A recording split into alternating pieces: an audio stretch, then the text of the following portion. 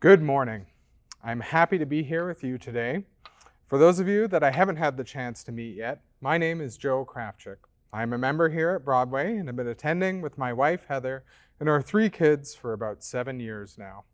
Before we begin today, I want to invite you to join me in a word of prayer. Lord, thank you for the opportunity to gather together and to study your word. I pray that you give us open minds and hearts to listen to what you need to say to us. Please remove the distractions and the outside noise and continue to guide our ways so that we might continue to strive and follow after you. Amen. Throughout the summer, Pastor Gary and others have been leading us through sermons looking at different people and characters throughout the Bible. I would like to continue that today in the Old Testament with a look at David. I want to spend some time looking at David's life and the larger context of kings, country, specifically Israel, and the idea of falling short. We know a lot about David as we read through the Old Testament. He has many memorable stories that we continue to tell and teach from today. We remember his entrance into the biblical narrative where he battles and takes down the Philistine warrior Goliath, his friendship with Jonathan, the son of King Saul, his ascension to the throne of Israel, and his numerous victories in battle. These are all some of the highlights of his life recorded in the Old Testament. Of course, there are negative stories as well about David. The many wives, the abuse of power with Bathsheba, the failings of many of his children. But before we get too far down this road, let's build a bit of a picture from the biblical account of David as king. The king that precedes David in Israel is Saul, who unfortunately has some failings and shortcomings as king. And in 1 Samuel chapter 13, we read that God has decided to seek out and appoint a new king that is a man after his own heart, a man that is unlike Saul, who has failed to keep the Lord's commands. That king, of course, is David, who leads Israel during a time in their history. The country is largely faithful and they are blessed by God. Battles are being won, Israel is adding to their land, the law is being adhered to. Things are pretty good overall. Though, even when things are going well, there are still problems. For Israel, there are often problems with their kings. It has to do with the fact that the kings are people, and like all people, us included, they have their flaws. Of course, these flaws are magnified by their position and their power. Sometimes their flaws are increased because of their position and the power that goes along with it. Israel's relationship with their kings throughout the Old Testament is often a rocky one. There are good kings along the way throughout history, but most of them aren't very good, and some of them are downright wicked. Part of that has to do with the fact that Israel wasn't really supposed to have a king. They already had God leading them, fighting for them, and saving them. This is one of the things that made Israel unique. It was to be a country with a single God acting as king. Of course, the law does provide guidelines for what a king of Israel is supposed to be like, should there be a king. And that can be found in Deuteronomy chapter 17. Starting at verse 14, it says, "When you enter the land the Lord your God is giving you and have taken possession of it and settled in it, and you say, 'Let us set a king over us like all the nations around us,' be sure to appoint over you a king the Lord your God chooses. He must be from among your fellow Israelites. Do not place a foreigner over you, one who is not an Israelite. The king, moreover, must not acquire great numbers of horses for himself, or make the people return to Egypt to get more of them. For the Lord has told you, you are not to go back that way again. He must not take many wives, or his heart will be led astray. He must not accumulate large amounts of silver and gold. When he takes the throne of his kingdom, he is to write for himself on a scroll a copy of this law, taken from that of the Levitical priests. It is to be with him, and he is to read it all the days of his life, so that he may learn to revere the Lord his God and follow carefully all the words of this law and these decrees, and not consider himself better than his fellow Israelites, and turn from the law to the right or to the left. Then he and his descendants will reign a long time over his kingdom in Israel." Israel is supposed to be content with having God as their king. But if they aren't, this is what a king in Israel should look like. Notice that these are definitely not typical traits of kings of the ancient world. The problem is that the Israelites struggle with this idea of just having God as their king. You might be able to see what God has done for you, but you can't see God, who is present without being physically present. Eventually, the Israelites begin to grumble about not having a king. They take this complaint to the prophet Samuel, who as prophet is kind of God's representative in Israel. And in 1 Samuel chapter 8, we can read the exchange about the Israelites wanting a king, starting in chapter 8, verse 6. But when they, the Israelites, said, "Give us a king to lead us," this displeased Samuel. So he prayed to the Lord, and the Lord told him, "Listen to all the people are saying to you. It is not you they have rejected, but they have rejected me as their king, as they have done from the day I brought them up out of Egypt until this day, forsaking me and serving other gods, so they are doing to you. Now listen to them, but warn them solemnly, and let them know what the king who will reign over them will claim as his rights." Samuel told all the words of the Lord to the people who were asking him for a king. He said, "This is what the king who will reign over you will claim as his rights. He will take your sons and make them serve with his chariots and horses, and they will run in front of his chariots. Some he will assign to be commanders of thousands and commanders of 50s, and others to plow his ground and reap his harvest, and still others to make weapons of war and equipment for his chariots. He will take your daughters to be perfumers and cooks and bakers. He will take the best of your fields and vineyards and olive groves and give them to his attendants. He will take 1/10 of your grain and of your vintage and give it to his officials and attendants. Your male and female servants and the best of your cattle and donkeys he will take for his own use. He will take 1/10 of your flocks, and you yourselves will become his slaves.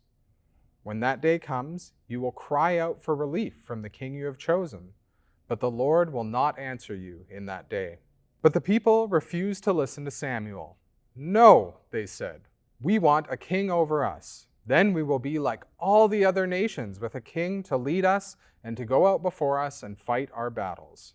The things that God and Samuel lay out to the people here are the sorts of things ancient kings do. These aren't the things that Israelite kings should do according to the law.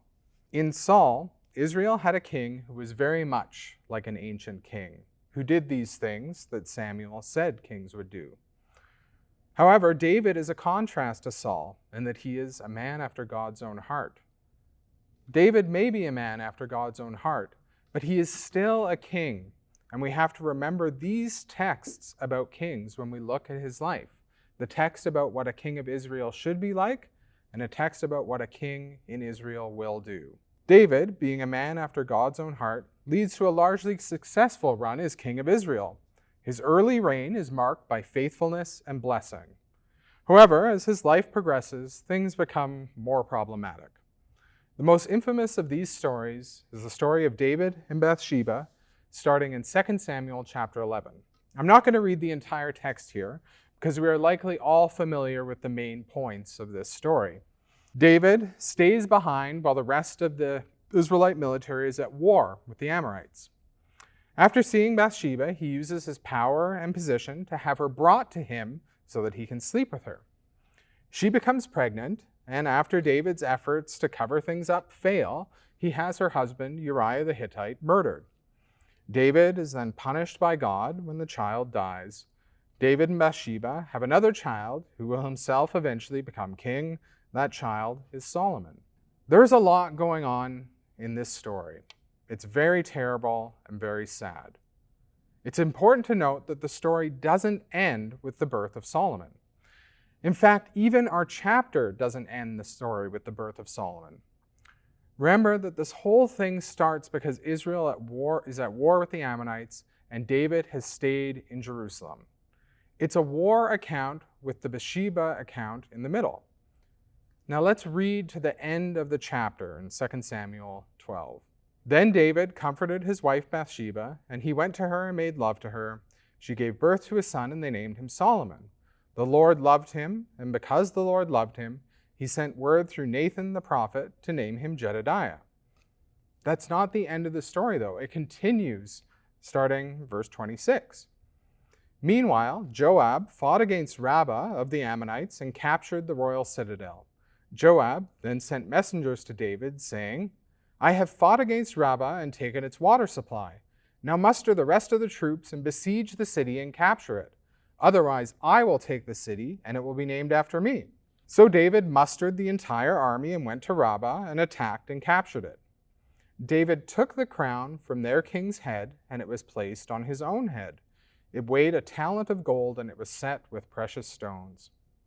David took a great quantity of plunder from the city and brought out the people who were there, consigning them to labor with saws and with iron picks and axes, and he made them work at brick-making.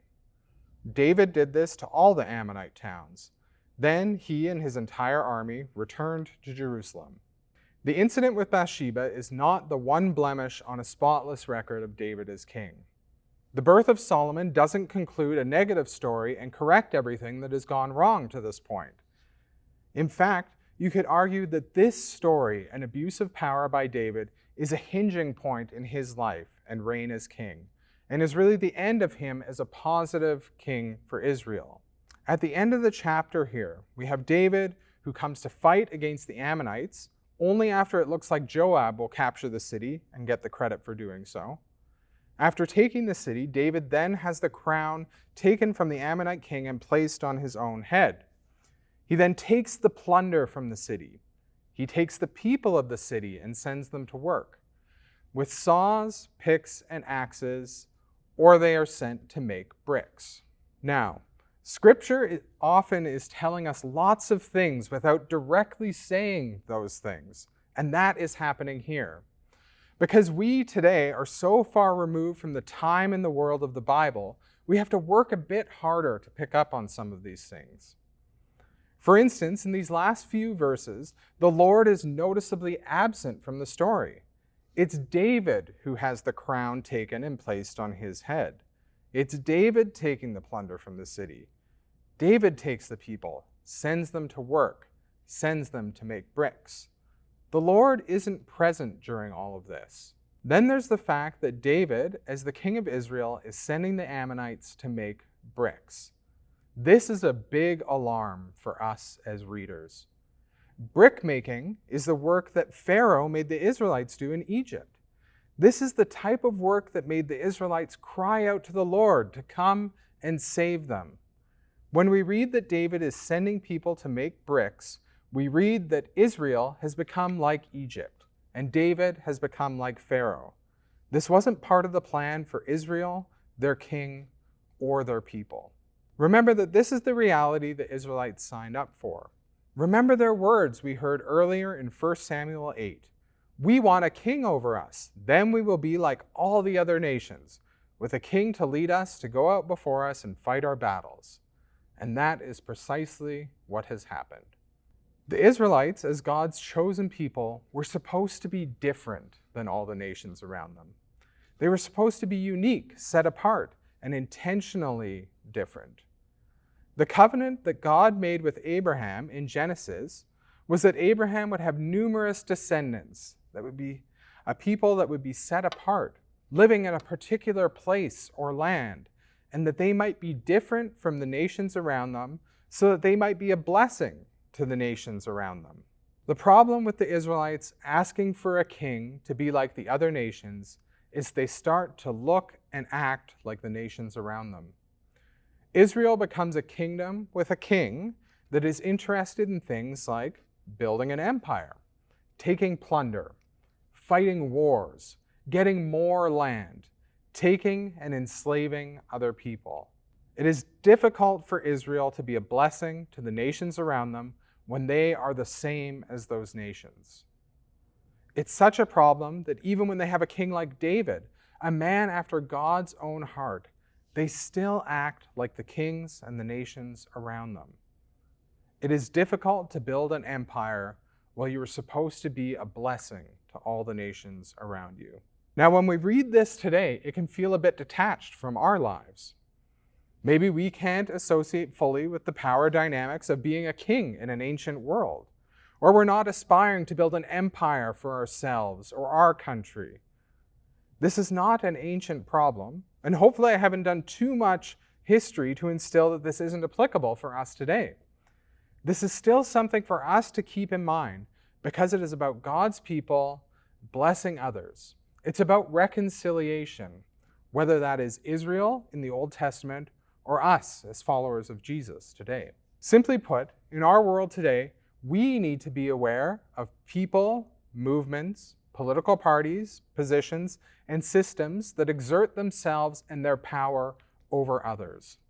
These things are not blessings to others as they prioritize wealth, power, and fame over the lives and well-beings of other people.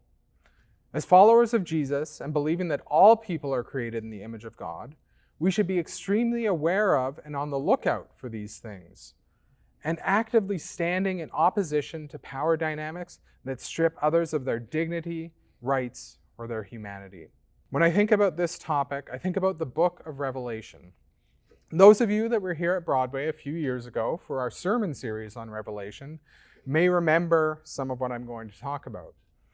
But Revelation chapter 18 talks about the fall of Babylon. Of course, this isn't the demise of a literal place, Babylon, but represents a system or a way of life that stands in opposition to God's desire for the world. So let's read about the fall of Babylon in Revelation 18, starting at verse 9. When the kings of the earth who committed adultery with her and shared her luxury see the smoke of her burning, they will weep and mourn over her. Terrified at her torment, they will stand far off and cry, "Woe, woe to you, great city, you mighty city of Babylon! In 1 hour your doom has come.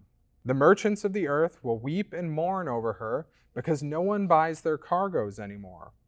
Cargoes of gold, silver, precious stones and pearls, fine linen, purple, silk, and scarlet cloth, every sort of citron wood, and articles of every kind made of ivory, costly wood, bronze, iron, and marble. Cargoes of cinnamon and spice, of incense, myrrh, and frankincense, of wine, olive oil, of fine flour and wheat, cattle and sheep, horses and carriages, and human beings sold as slaves. The merchants of earth in the passage, the one who benefit from this system, mourn the loss of the market for their luxurious items, for livestock, and for human beings sold as slaves. Stop and think about, imagine mourning the loss of a slave market. If you were here when we went through Revelation, you may remember that Michael Zook from Columbia Bible College came and did a couple evening lectures for us. And I remember him talking about this passage specifically, that what is translated in verse 13 as human beings sold as slaves can also be translated as human bodies and souls, which conjures this image of merchants of the earth dealing in human souls. The idea of dealing in souls to me is the idea of exploitative systems in place in the world. We in the West are culpable in this trading of souls, often without being aware of it. I'm sure that we can all think of ways in which we enjoy comforts, luxuries, or goods as a direct result of other people, others created in the same image of God as us being exploited. It's not right, and it should bother us. I am not here to claim that I have this all figured out, because I don't. I struggle with going down this path in a sermon because I don't want to act like I know more than I do. And I don't want this to be a guilt or a shame-driven message. That's not the point of this at all.